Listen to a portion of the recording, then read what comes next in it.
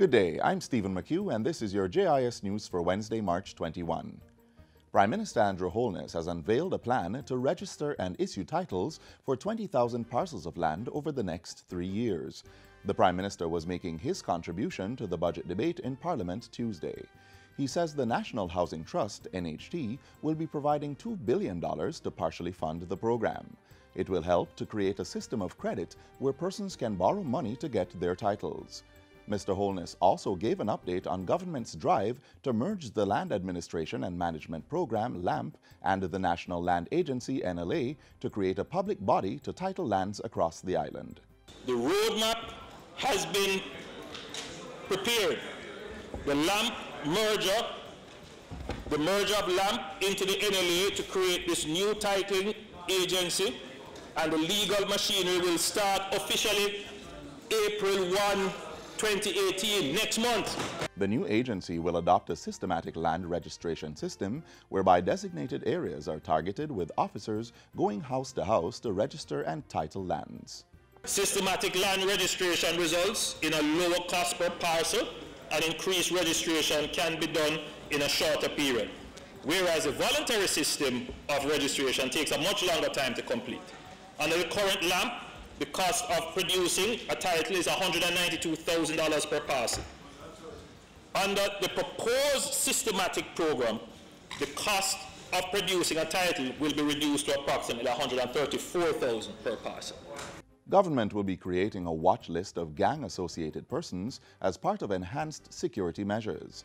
Prime Minister Andrew Holness says persons placed on the watch list by the courts will be subjected to enhanced surveillance and other measures. For too long, persons with gang associations and those who are part of criminal organizations have been proceeding with impunity.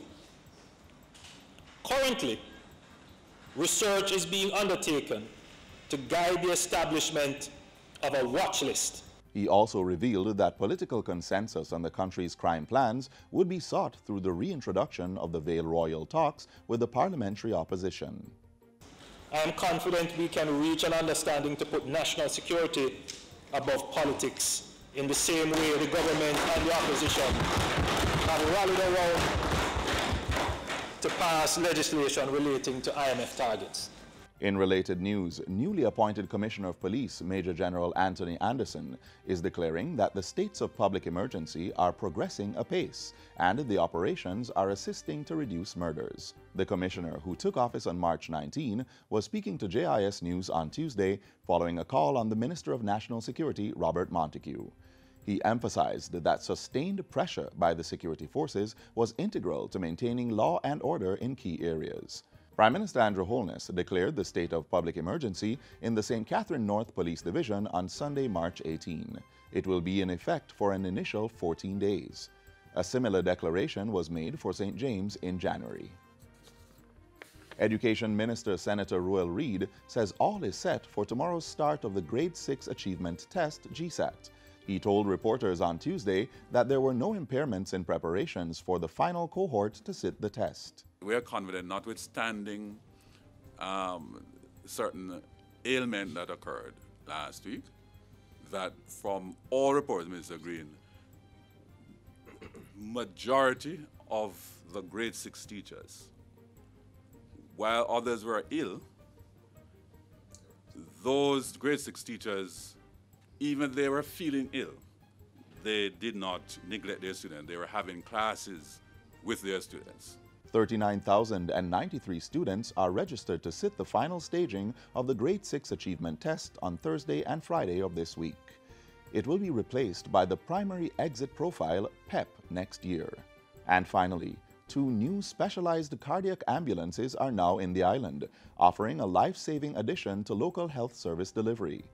The ambulances were bought under the Japanese government's Grant Assistance for Grassroots and Human Security Project at a cost of $83,000. They have been presented to the Heart Institute of the Caribbean Foundation, bringing its fleet to 4. At HIC, we strive to provide first-class cardiovascular care for all our patients, minimizing and in many cases eliminating the need to go abroad for comparable care and treatment. The commissioning of these cardiac ambulances will go a far way in ensuring that we continue to maintain this high level of care at HIC. Pointing out that the foundation subsidized care for over 1,000 patients to the tune of $120 million last year, Ms. Doyen says these ambulances will also support the entity's mandate of ensuring that inability to pay does not prevent persons from accessing its critical services. For his part, Health Minister Dr. Christopher Tufton welcomed the donation and the boost to healthcare represented by the Heart Institute services. In the public space, we are limited by resources, and as a consequence, it is a reality that some people die before being able to get treatment. Or if they could get treatment and get it in a timely way, then the risk of them dying would have been less. In essence, we would have been able to save lives. This is what the Heart Institute of the Caribbean is offering.